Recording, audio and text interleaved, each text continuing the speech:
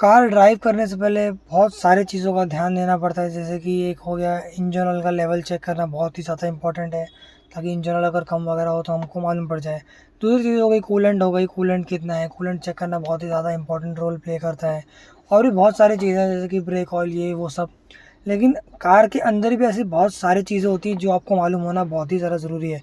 तो पहले बात कर लेते हैं चेक इंजन लाइट के बारे में। चेक इंजन लाइट आपकी कार स्टार्ट होने से पहले डैशबोर्ड में शो करनी चाहिए, और कार स्टार्ट होने के बाद में डैशबोर्ड में नहीं शो करनी चाहिए।